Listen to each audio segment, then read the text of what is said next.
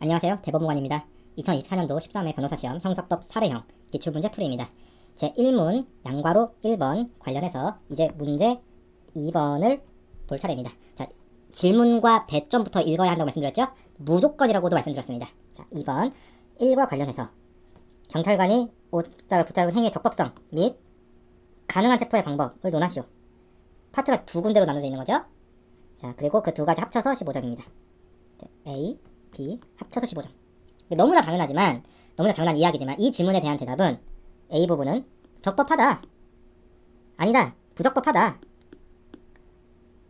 자, 이러이러한 체포, 저러저러한 체포가 가능하다. 이렇게 결론이 도출돼야 됩니다. 그쵸? 너무나 당연한 이야기인데도 강조해서 말씀드리는 것은 의식적으로 질문에 대한 답변이 되도록 신경을 쓰지 않는다면 이 질문에 대한 대답을 빠뜨리거나 엉뚱한 답변을 하게 되는 답안을 쓰게 되기 때문입니다. 제한된 시간 안에서 극도의 부담감을 가지고 여러 쟁점에 관한 사례를 파악하고 답안을 써 내려가다 보면 그런 잘못을 할 수가 있습니다. 아니, 그런 잘못을 하게 되어 있습니다. 그래서 항상 처음에 질문을 본 다음에 그 질문에 대응되는 답변이 무엇인지, 가령 적법하다 아니면 부적법하다 라거나 가능하다 아니면 불가능하다 라거나 강도상해죄의 죄책을 진다 아니면 특수절도의 죄책을 진다 아니면 무죄이다 라거나 A법원에 관할이 있다 아니면 관할이 없다 라거나 청구 인용 판결을 해야 한다 아니면 청구 기각 판결을 해야 한다 아니면 소각하 판결을 해야 한다 라는 식으로 이 질문에 대응되는 가능한 답변 유형을 염두에 둬야 됩니다. 그리고 문제를 풀면서 써 내려간 다음에도 최종적으로 그 결론을 낼 때 이 처음에 질문에 대응되는 대답인지를 다시 한번 확인해야 합니다. 그리고 처음에 질문에 빠짐없는 대답인지도 다시 한번 확인해야 합니다. 처음에 질문에 불필요한 대답인지도 다시 한번 확인해야 합니다. 지금 2번 문제는 경찰관의 행위의 적법성을 묻는 것이므로 이 문제를 풀고 내린 결론이 가령 뿔테안경은 증거 능력이 있다 또는 없다 식으로 결론을 내면 틀린 답변이 됩니다. 경찰관의 행위는 불법 체포 감금죄에 해당한다 라고 결론을 내도 역시 틀린 답변이 됩니다. 적법하냐 부적법하냐 라는 식으로 대답을 해야 되지 형사상 경찰관이 어떤 죄책을 진다 이라고 대답할 필요가 없고 무익적 또는 유해적 기재입니다. 그리고 적법하다 또는 부적법하다 라고 결론을 내고 끝내도 안 됩니다. 왜 안 되죠? 왜죠? 왜 안 됩니까? 자, 가능한 체포의 방법도 물어보기 때문에 그래요. 가령 형사소송법 제 몇 조에 따른 현행범 체포 가능하다, 몇 조에 따른 긴급 체포 가능하다 식으로 결론을 내리는 거 역시 빠뜨려서는 안 됩니다. 그쵸? 이거 쓰다 보면, 적법성 쓰다 보면 이 뒤에 있는 부분을 빠뜨릴 수가 있어요. 그래서 문제를 보고 처음에 시작을 해야 되고 문제를 푸는 도중에도 염두에 둬야 되고 마무리 결론을 할 때도 여기 빠진 것이 없는지 확인해야 된다는 겁니다. 그리고 이 적법한지 여부, 가능한 체포의 방법 합쳐서 15점입니다. 합쳐서 15점이에요. 그러니까 할애할 시간과 작성할 답안 분량 모두 제 1문 양괄호 1번 문제 앞서 본 1번 문제의 3분의 1 정도가 투자해야 됩니다. 즉 양괄호 1, 이 두 가지 지문에 관한 것 중 4분의 1에 불과합니다. 3대 1이니까 4분의 1인 거죠. 그거를 모르시진 않겠죠. 자, 그리고 이 제 1문 중에서 15%의 시간과 분량입니다. 그리고 그쵸? 15점이니까 100점 만점에 15점이니까 15%죠. 그리고 제 1문과 제 2문 모두를 본다면 결국은 7.5%에 불과합니다. 그러니까 매년 공고에 따라서 조금씩 차이가 생길 수는 있습니다만 기본적으로 변호사 시험, 변시 형사법 사례형은 제 1문 100점, 제 2문 100점 합쳐서 이제 200점이고요. 시험 시간 2시간, 즉 120분에 제 1문과 제 2문 함께 봅니다. 보통은 이제 점심 먹고 오후 1시 반에서 이제 오후 3시 반까지 이제 이걸 보는데요. 이 말씀을 드리는 이유는 제 1문과 제 2문의 비중이 1대1이고 시간은 120분이기 때문에 제 1문을 60분, 제 2문을 60분을 투자하셔야 된다는 얘기입니다. 물론 그게 1분 1초까지 그렇게 하라는 건 아니고 그렇게 할 수는 없죠. 우리가 기계가 아니니까. 그러나 최대한 60분 대 60분 시간을 맞춰야 됩니다. 의도적으로 맞추지 않으면 절대로 맞춰지지가 않습니다. 쓰다 보면 제 1문 90분, 제 2문 30분 이렇게 쓰는 분들 진짜 많습니다. 그래봤자 1문에 100점 넘게 점수를 줄 수가 없고 2문에서는 점수를 거의 받을 수가 없는 거죠. 그러니까 이런 사람들 덕분에 시간 배분을 잘한 사람은 점수를 날로 먹습니다. 법학 개념이랑 판례 기본만 안다고 했을 때 이런 시험 요령만 잘 챙겨도 떨어지기가 너무나도 힘든 시험이에요. 왜냐? 알아서 자멸하는 사람이 너무 많기 때문에 그래요. 그러니까 이처럼 이제 시간은 1대1, 즉 60분 대 60분으로 배분하시면 되고 분량 관련해서는 이제 제 1문이랑 제 2문이랑 답안지 자체가 다른 종이로 주거든요. 그러니까 제1문 답안지, 제2문 답안지가 따로라서 그 제1문과 제2문 사이 답안 분량 조정은 이제 자동으로 됩니다. 말씀드린 이제 답안 분량 조절은 이제 제1문 내의 세부 문항들, 요거에 그 또 2문 내의 세부 문항들 사이에서 하라는 겁니다. 정리하면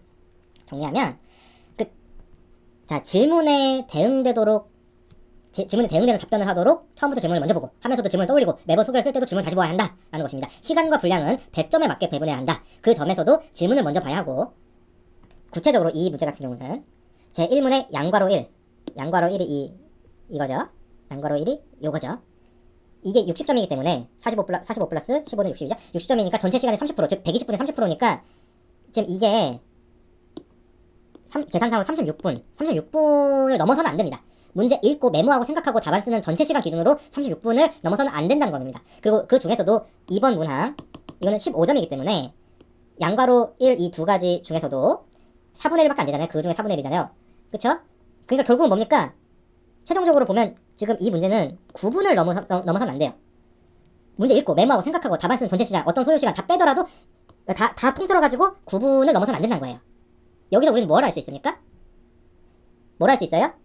이걸 왜 제가 얘기했을까요? 제1문 양괄호 1에 관한 제2번 문항에서 학설 나열을 장황하게 해서는 안 된다는 겁니다. 그거 말씀드리려고 하는 거예요. 물론 뭐 변호사 시험, 사례형 어떤 문제든 간에 학설을 장황하게 나열해서 써야 되는 문제는 하나도 없어요. 전혀 없습니다. 그렇지만 그 중에서도 이런 배점 작은 문제일수록 더더욱 그런 측면이 강조된다는 거예요. 그러니까 쟁점 파악, 그 조문이랑 판례에 따른 결론을 잘 도출해서 뭐 학설을 굳이 쓰더라도 짧게 줄처리 정도로 끝내면 충분합니다. 왜? 9분 만에 끝내야 되는 문제예요. 이제 이번 문제 지문을 이제 읽어봅시다. 지문을 읽어봅시다. 경찰관의 행위가 적법하냐? 아니면 아니냐? 경찰관 입장에서 어떤 체포를 할 수 있겠냐? 이걸 묻고 있죠? 그쵸? 그러니까 이 부분은 경찰관이 최초로 등장하는 세 번째 문단부터 그거 중심으로 읽으시면 됩니다. 자, 이 부분이죠? A는 112 신고를 했다. 그쵸? 신고받고 경찰이 출동했다. 근처 탐문하던 중 A의 집, 즉 피해자 집이죠. 그러니까 피해자 집으로부터 2km 떨어진 점. 야, 자 여러분, 그러니까 이런 부분 메모하셔야 됩니다. 이런 거. 범행 현장에서 2km 정도 떨어졌다. 체포 관련해서 장소적 요소를 언급하고 있습니다. 그러니까 이런 부분 나중에 답안지에서 사안 적용을 하실 때 장소적 요건과 관련해서 반드시 언급되어야 할 요소입니다. 그래서 엉뚱한 거 말고 이런 걸 메모해야 한다는 겁니다. 자, 그리고 이제 갑을 발견하고 검문을 위해서 정지 요구했다. 자, 이게 뭡니까? 바로 경직법상 불심 검문이죠? 경찰관 직무집행법, 경직법상 불심 검문입니다. 그러니까 메모장에는, 여러분들의 시험장의 메모장에는 112 신고 수사의 단서가 있는 거죠. 그리고 범행 현장 2km, 그리고 장소적 이런 메모가 있어야 되고, 정지 요구, 경직법, 불심 검문 이런 정도가 적혀 있어야 됩니다. 메모하실 때. 너무 장황하게 불필요한 것까지 메모할 필요는 없습니다. 뭐 빨간색 불태는 게 뭐 이런 걸 메모할 필요는 없죠. 법률적으로 유의미한 요소들을 메모하는 겁니다. 자, 여기서 갑이 무시하고 그대로 도주하자 추격해서 옷자락 붙잡았고 넘어졌다. 자, 이 부분은 뭐라고 메모하시겠어요, 여러분들은? 뭐라고 메모하시겠어요? 뭐 붙잡아서 그대로 도주하자, 뭐 200 이런 것보다도 여러분들이 써야 될 거는 도주, 물리력 행사 이런 게 이제 메모장에 들어가야 됩니다. 그쵸? 그리고 이제 보면 피 묻은 걸 발견하죠? 피가 묻은 걸 발견. 문제에서 이 피가 묻은 거 경찰이 발견한 지 언제예요? 처음에 이 정지 요구할 때 이때예요? 아니면 그 다음에 이제 붙잡아서 넘어질 때예요? 처음엔 몰랐죠? 이때 발견한 거죠, 있죠? 그 넘어져서 붙잡아서 실력 행사한 이후에 이제 발견했다는 건데, 이건 어떤 의미입니까? 어떤 의미예요? 이 얘기는 앞부분까지는 정지 요구할 때는 경직법상 불심 검문 단계를 묻겠다는 거고, 피 묻은 걸 발견하고 이제 뭐 도주하고 체포 막 이거는 이제 형소법상 수사 단계를 묻겠다는 겁니다. 그러니까 앞부분은 이제 경직법상 불심 검문, 그리고 뒷부분은 형소법상 수사. 아주 전형적인 형사법 사례죠. 경직법상 불심 검문이 형소법상 이제 수사로 전이되는 관련 사례형 문제를 냈다. 그러니까 사법시험이나 변시 모의고사, 뭐 형사법 기출문제 사례형에서 매번 내는 구조를 냈다. AKA 고생하는 수험생들에게 점수를 주고 싶어서 낸 문제이다. 라는 것을 문제에서 여기서 벌써 말해주고 있습니다. 여러분들의 메모장에는 112 신고 범행 현장에서 익히는 장소적, 정지요구, 경지법 불신검문 이게 들어가 있고 도주 물리력 행사까지 왔고 이제 나머지로 체포 그리고 이제 미란다 고지 얘기도 있죠. 미란다 고지는 함. 그러니까 미란다 고지가 누락했을 때 어떻게 되냐 이걸 묻는 게 아니라는 거죠. 미란다 고지는 다 했다라고 돼 있으니까요. 그쵸? 그리고 이게 경제법상 불신 업무에서 형사법이나 수사로 전이되는 아주 전형적인 케이스라고요. 그리고 다시 문제 2번을 보면 그리고 이제 문제를 다시 본댔죠? 문제를 보시면 이게 두 개로 분리되어 있는 걸 알 수가 있습니다. 그쵸? 이거랑 두 개로 나와 있잖아요. 그리고 이 바로 옷잡을 붙잡은 행위에 접어서 이게 불신검문 단계, 경제법상 불신검문 단계에서 이제 쟁점이고 그리고 가능한 체포의 방법 이게 바로 형사법상 수사 단계에서 문제되는 이슈임을 우리가 알 수 있고 그걸 또 물어보고 있다는 것을 이 문제에서도 알 수 있는 겁니다. 그리고 그렇기 때문에 답안지 목차도 이걸 기준으로 나누시면 무방하게 되는 거죠. 그래서 우리는 답안지에서 경찰관이 옷을 붙잡은 행위의 적법성 그리고 이게 이제 불신검문 단계의 문제인 거죠. 답안지는 문제 제기가 핵심이죠. 시작이죠. 문제점, 뭐 문제 소재, 쟁점 조금에 말씀드린 거. 자, 문제 제기는 그때 말씀드린 것처럼 자, 경찰관이 옷자락을 붙잡은 행위에 적법성이 문제된다. 이렇게 쓰나 마나한 걸 쓰는 게 아닙니다. 말씀드렸죠? 문제 제기, 문제 소재, 쟁점 제시, 문제점, 제목을 뭐로 하든 상관이 없고요. 어쨌든 이 쟁점을 제시하는 부분에서는 왜 이게 쟁점이 되는지, 왜 이게 쟁점이 되고, 왜 이게 쟁점이 되는지를 이제 답안 작성자가 이해를 하고 있다는 것을 보여주는 부분인 거예요. 그러니까 옷자락을 붙잡은 행위에 적법성이 문제된다. 이렇게 쓰나 마나한 얘기를 문제점 부분에 쓰면 기본적으로 그 부분은 0점이죠. 뭐 문제를 그대로 옮긴 거니까. 그쵸? 문제를 답안지 옮길 필요가 없다고 이제 그 문제지의 유의사항란에 앞에 있잖아요. 딱 그 답안지 받아보면. 그쵸? 그러니까 쓰나마나한 얘기, 문제를 그대로 답안지 옮기는 것은, 오히려 이 사람이 이 문제의 쟁점을 제대로 파악하고 있나, 이해하고 있나는 것에 대한 의문이 생길 수 있기 때문에 유해할 수 있게 되는 겁니다. 그럼 이 부분에 뭘 써야 되는 얘기냐? 뭘 써야 됩니까? 여기는 뭘 써야 되냐면, 검문을 위해서 정지 요구한 게, 경직법 3조상, 3조까지 모르시면 그냥 경직법상, 경제법 3조는 아셔야 되지 않을까라는 생각이 듭니다. 경제법 3조가 정한 불신 검문에 해당되는데 검문이나 정지 요구는 경제법상 불신 검문에 해당하는데 이 불신 검문 단계에서 도주하는 갑을 붙잡는 물리력 행사, 뭐 실력 행사라고 하셔도 됩니다. 물리력 행사, 실력 행사도 허용되는지가 문제된다. 이걸 쓰시는 거예요. 자, 경직법상 불신 검문 단계에서 물리력 행사가 허용되는가? 그쵸? 그러니까 뭐 경찰관이 옷 잡은 행위에 적법성에 문제된다 이거를 쓰는 게 아니라 이 경직법상 불신검문 단계에서 물리력 행사, 실력 행사가 허용되는 가가 이제 문제된다 이렇게 써야 된다고요. 무슨 말씀인지 이해되시죠? 그쵸? 이게 바로 이거의 본질 핵심이고요. 쟁점. 그쵸? 여기에 대해서는 실력 행사 할 수 있다, 뭐 할 수 없다, 뭐 그러니까 제한적 허용설, 예외적 허용설, 뭐 금지설, 뭐 설득행위설 등 이제 다양한 학설이 있는데요. 교수가 9명이면 학설 10개인 건 아시죠? 학설들은 너무 난립이라고 하면 안 되는데 어쨌든 학설들이 많습니다. 학설들이 많는데 그 학설 이름이랑 내용을 달달 외워서 쓸 수도 있겠죠. 뭐 맨날 그거. 근데 사실 공부할 게 이것만 있는 것도 아니고 학설 이름을 내가 얼마나 잘 알고 있냐 이걸 뽐내는 시험도 아니에요. 특히 이 문제처럼 배점이 제한되어 있어서 쓸 시간도 제한되어 있다는 얘기잖아요. 학설을 다 나열해 쓰는 건 그렇게 큰 의미가 없습니다. 그리고 이렇게 보시면 아까 말씀드렸지만 이게 이 전체가 15점 그러니까 7.5%의 분량에서 해결을 해야 되는 건데 그 중에서도 이게 절반 이하 뭐 절반에 가까운 그건데 프라이버시가 못 보셨죠? 보지 마세요. 뭐 궁금해하지도 마십시오. 어쨌든 이 배점이 이것밖에 안 되기 때문에 우리가 학설을 다 나열해 쓰는 게 큰 의미가 없습니다. 그리고 정작 이 학설이란 것도 이 쟁점 즉 문제의 소재만 알면 그냥 자연스럽게 도출되는 견해들인 거예요. 쟁점이 무엇입니까? 수사 자체가 아니라 수사 이전의 불심 검문 단계에서 물리력을 쓸 수 있냐.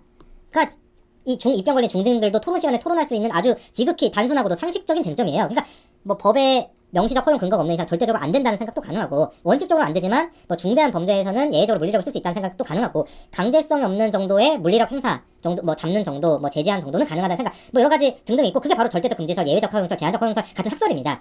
사실 이 쟁점을 이해하면 학설 암기할 것 거의 없습니다. 저도 시험 공부할 때 뭐 절대적 금지성, 예외적 허위성, 제한적 허위성 이런 거 일일이 다 안 외웠습니다. 이런 학설 명칭도 몰랐어요. 그래서 합격하는데 아무 문제 없습니다. 중요한 거는 이제 판례입니다. 판례. 중요한 건 항상 판례입니다. 판례. 그 시험에 자주 나오는 쟁점에 관해서 명시적인 판례가 있는 이상 판례는 무조건 알아야 되고 그걸 답안지에 현출해야 됩니다.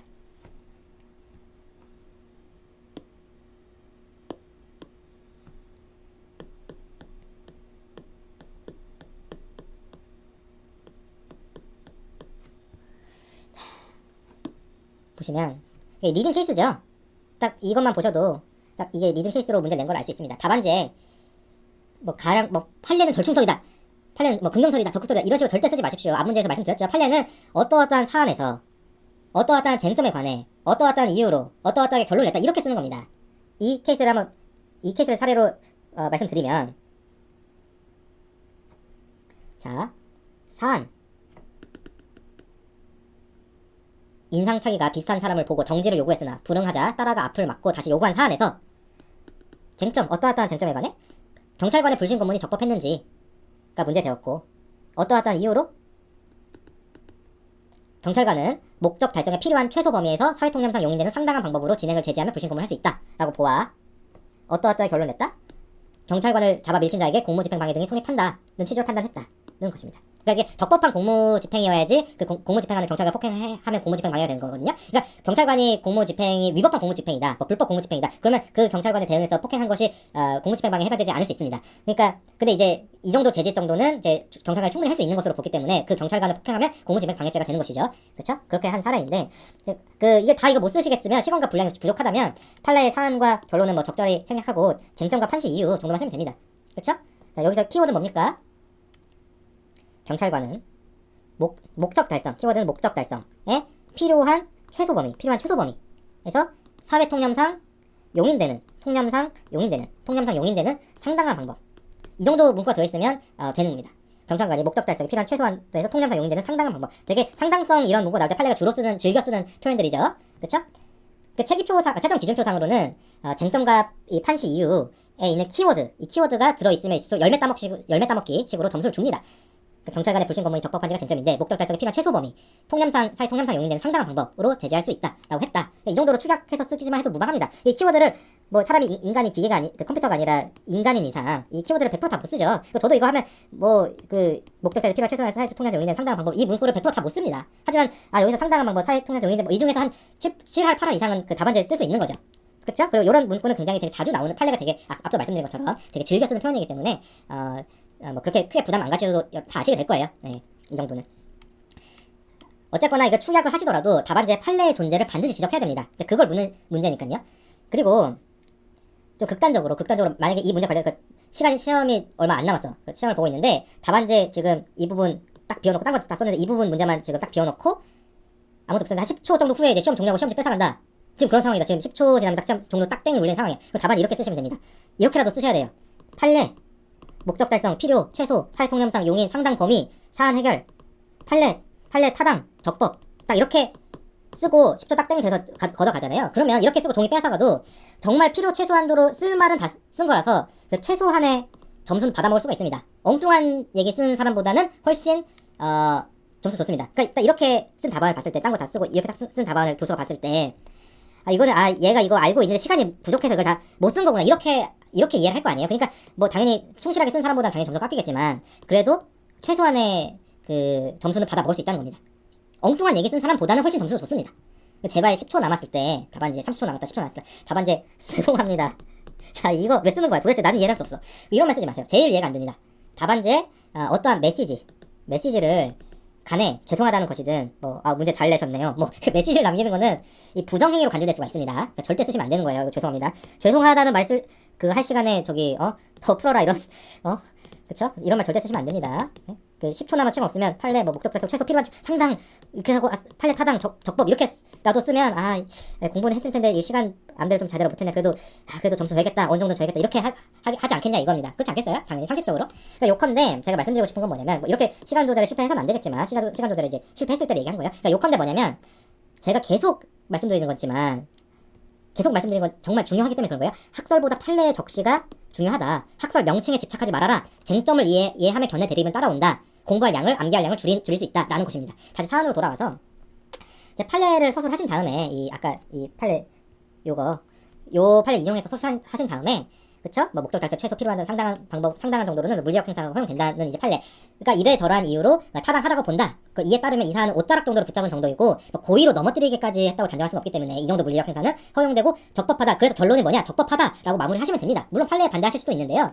그 경우에도 판례 반대하시더라도 판례에 따를 때 이런 경우는 적법하다고 보게 된다는 점을 답안지에 적시할 필요는 있습니다.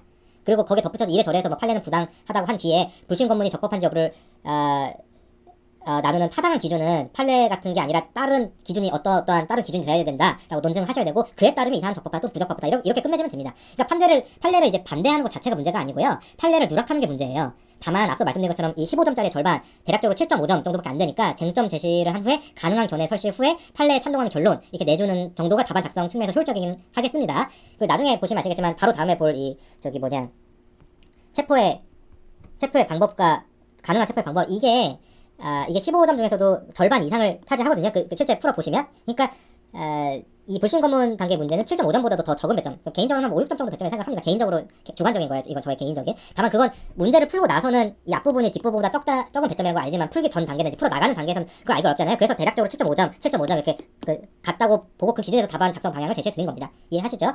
다음으로, 가능한 체포의 방법. 이거 수사 단계 문제라는 거죠. 이걸 검토하겠습니다. 가능한 체포의 방법. 이 수사 단계의 문제죠. 자, 문제 제기, 쟁점 제시에서는 이 부분 뭐라고 제시해야 되냐? 뭐라고 제시하겠어요, 여러분들은? 자, 경찰관의 행동은 형소법상 강제 처분인 수사에 해당되고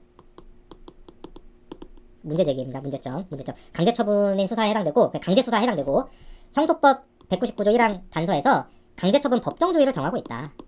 현행법상 인정된 체포에는 무엇이 있으므로 이러한 체포 중에서 이 사안에서 요건을 갖출 수 있는 것이 무엇인지 문제된다. 이렇게 쓰면 이제 되는 거예요.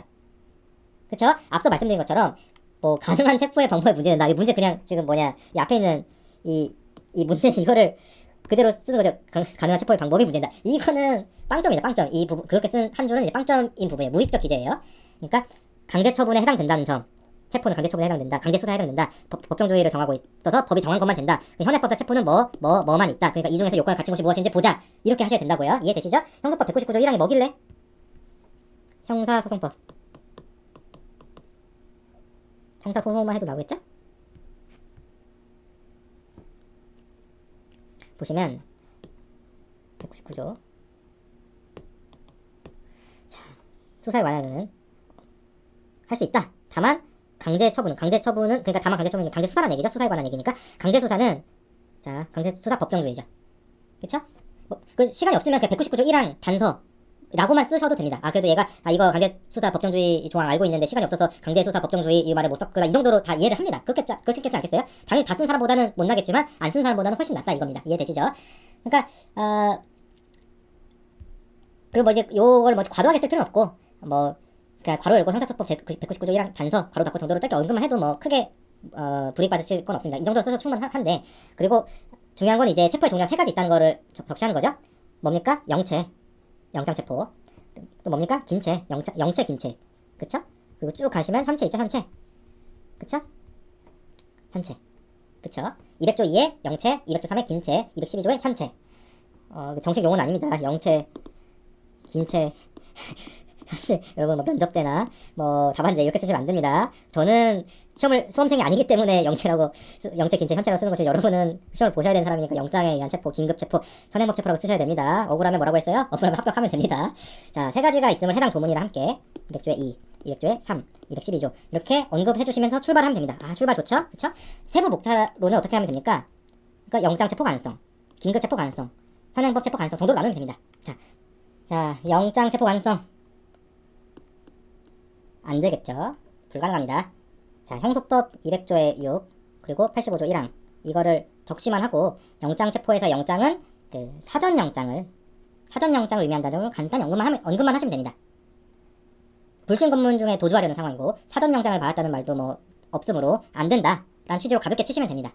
안 되는 거죠. 그래서 그냥 이렇게 사전 영장이 없으므로 또 영장이 없으므로 영장 체포 안 된다. 이거는 이제 중학생들 정도의 대답이고 사전 영장이 필요한데 사전 영장을 받지 못했으므로 못한다. 이거는 뭐 이제 법과 사회 공부한 이제 고등학생 정도의 대답이고, 여러분들은 이제 어떻게 뭐가 있어야 되냐? 200조의 6과 85조 1항의 언급이 반드시 있어야 됩니다. 물론 이걸 못 쓴 사람들 제가 보기에는 훨씬 답안에 많으실 텐데, 이 문제에서는 이것만 써줘도 굉장히 좋은 그 법률적 논증 내지 답변이 됩니다. 도대체 200조의 6, 85조 1항이 뭐길래? 이게 200조의 3이 200조 2가 영장체포, 200조의 3이 긴급체포, 이제 200조의 2부터가 이제 체포에 관한 조문들이 나오는데, 거기 보시면 200조의 6 준용 규정이 있어요. 이거는 법원이 하는 인신 구속, 법원의 구속을 이제 체포 수사기관, 그 검사나 그 사법경찰관의 수사기관이 그 법원의 구속 조항들을 이제 준용하는 내용들인데요. 그 중에 대표적인 게 이제 요거죠. 자, 구속영장 집행안에는 그 법원에서 구속영장 집행할 때 피고인에게 반드시 이를 제시하고, 그 2022년도에 개정돼서 사본 교부까지 추가됐죠? 잘 아시죠? 자, 영장을 제시하고 그 영장 사본의 교부까지 필요합니다.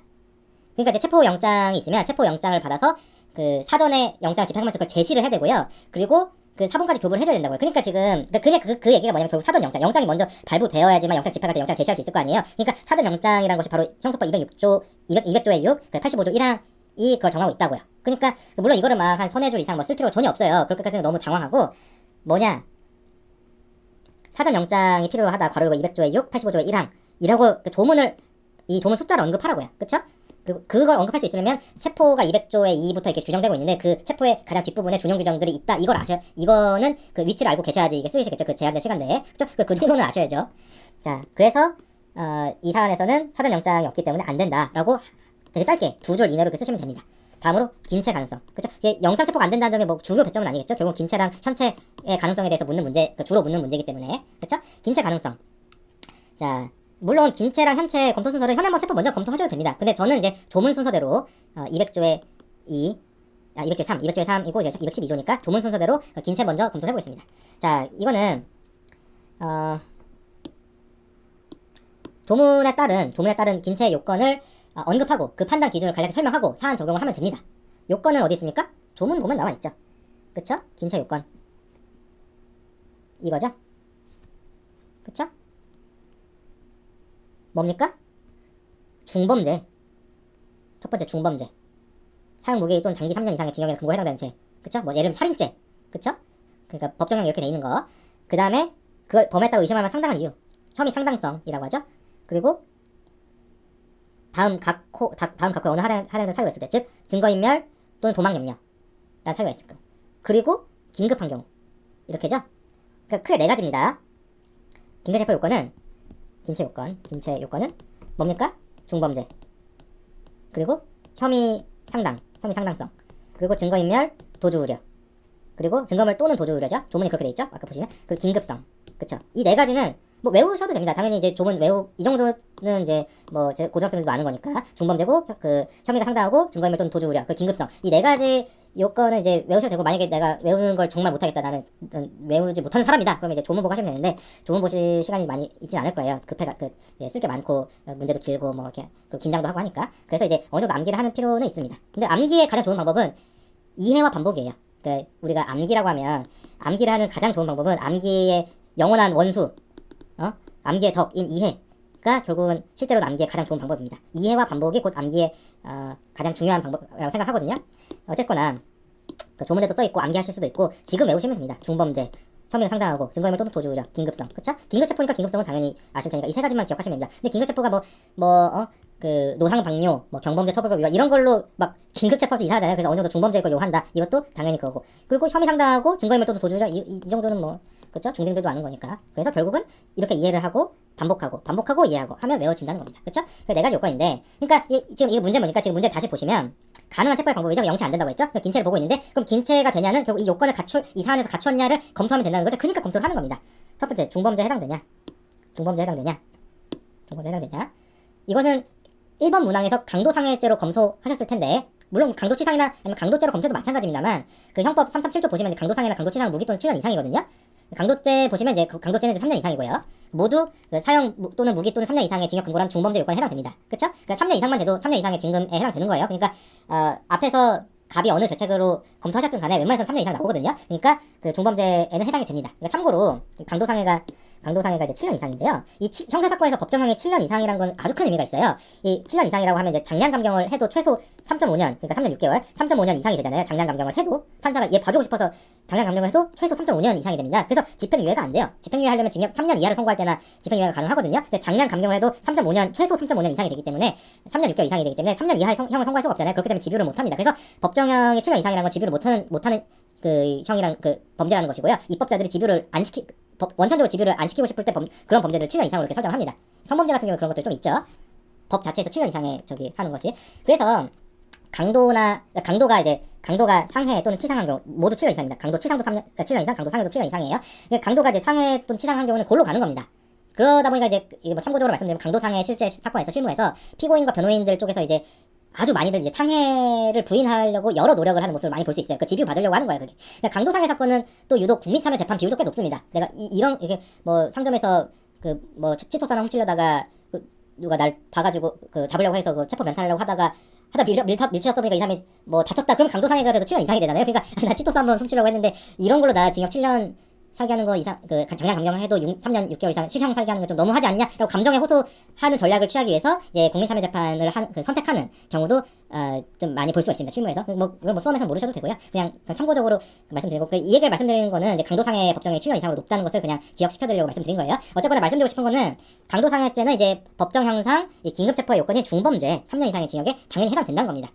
그래서 답안에는 뭐라 쓰시느냐? 답안에는 형법 앞에서 검토한 거에 따라서 강도상해로 검토했으니까 그 갑의 죄체를 강도상해로 검토했잖아요. 그러니까 형법 337조 법정형에 따라서 형소법 200조의 3 제1항이 정한 중범죄 요건이 충족된다라고 1.5줄 정도로 가볍게 쓰면 됩니다. 이 부분은. 다음으로 이제 혐의 상당성 여부인데 이 건 설문에서 이제 그 112 신고 내용과 112 신고 내용 뭐 이런 착용 뭐 이런 신고 내용이랑 인상착의 흡사, 그쵸?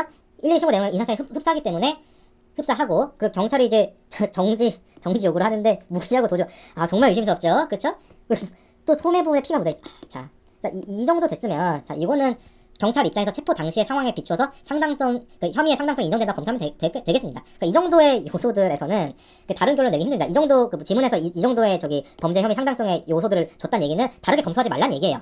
사실상 혐의 상당성이 당연히 인정되는 문제를 냈으니까 분기점 자꾸 이상한 걸 하지 말고 여기는 이제 상당성 인정되는 걸로 하고 풀어라라고 문제에서 이렇게 얘기를 하고 있는 겁니다. 이해되시나요? 너무 어렵나요? 너무 쉽나요? 이게 너무 어려우면 말씀드렸죠? 법학 적성이 없는 겁니다. 빨리 자퇴하십시오. 자, 증거인멸과 도주 우려. 자, 이거는 조문상 선택적 요건이라는 점을 가볍게 언급만 하시면 되고요. 그 조문에서 다음 각호의 1이라고 돼 있고 하나가 이제 증거인멸 우려, 그리고 하나가 도주 우려이기 때문에 다음 각호의 하나라고 하는 것은 둘 중 하나죠. 둘 중 하나. 선택적이기 때문에 증거인멸 염려가 없더라도 도주 염려가 있으면 이거 할 수 있는 거고요. 도주 염려가 없더라도 증거인멸 염려가 있으면 할 수 있는 겁니다. 이해되시죠? 이제 이 조문상 증거인멸과 도망인멸 선택적 요건이라고 해서 언급하는 이유는요. 여기서 이 사건에서 증거인멸 염려를 인정하기는 설문 조건상으로 쉽지 않은 측면이 있어서 그렇습니다. 그쵸?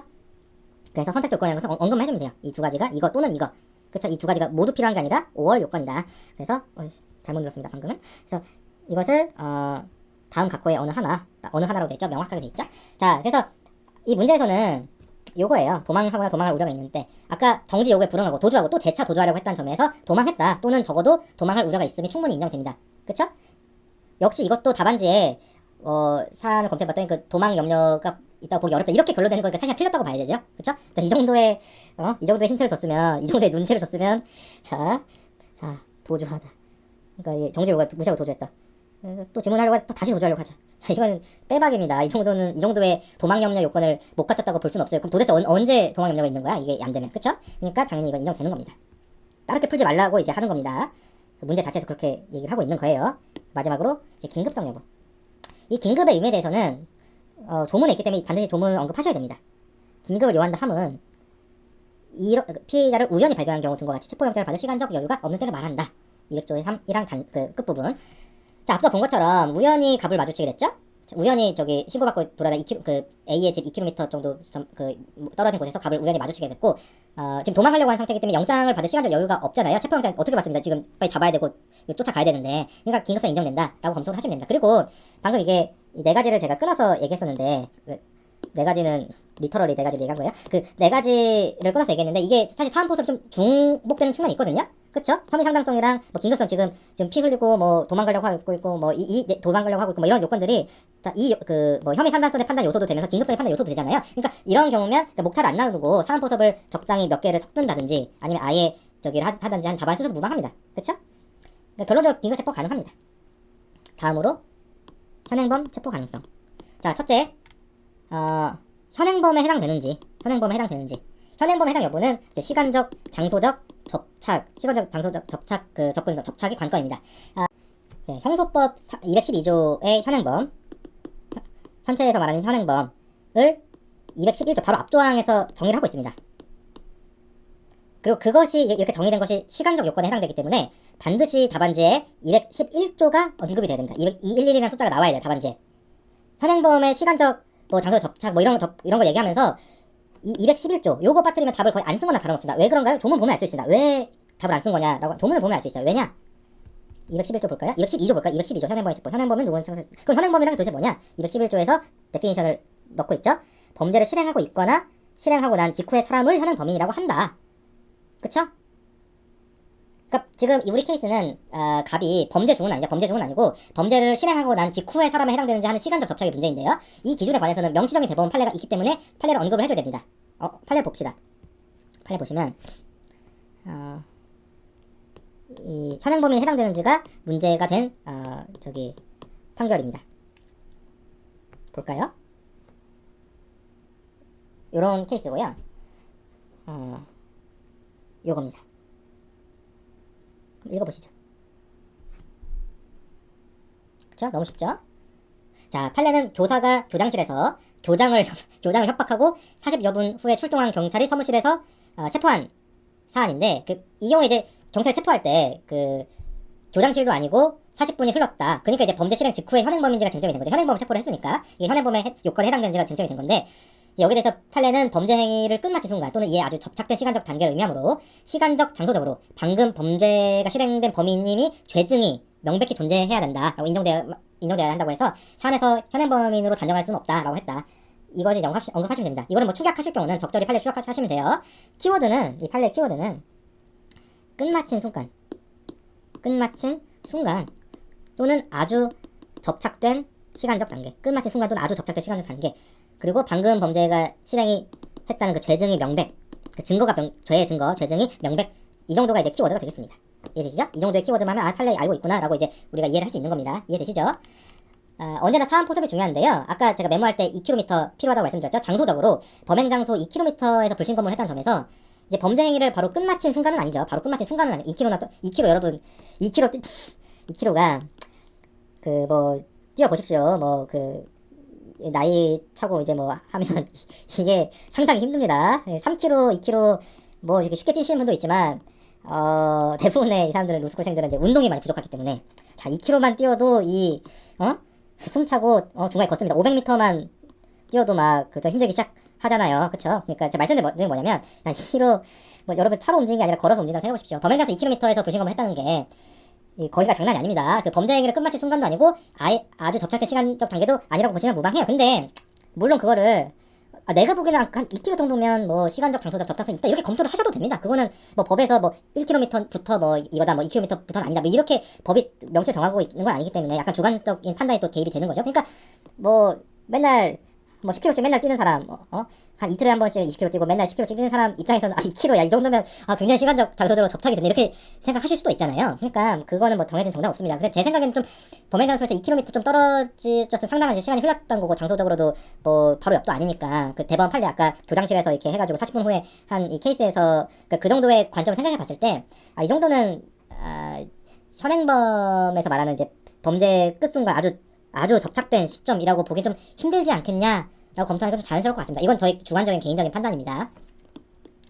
그리고 또 이 대목에서 현행범이 아니면 이제 현행범 체포 안 된다 이렇게 끝내시면 절대 안 됩니다.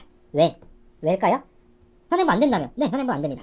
제가 내린 결론에서는 현행범 될 수도 있지만 제가 내린 결론에서 현행범 안 됩니다. 그 현행범 체포 안 된다 하면 안 된다는 겁니다. 왜 안 되냐? 왜 안 됩니까? 준현행범이 있기 때문에 그래요. 현행범은 아니지만 준현행범에 해당되면 현행범 체포가 가능합니다. 현행범인가 준현행범인. 자, 다음 각호에 어느 해당되는 사람은 현행범인으로 본다. 자, 1항에서 말하는 현행범이 아니더라도 현행범위로 간주하죠. 그러면 이제 현행범 체포를 할 수 있는 겁니다. 그쵸?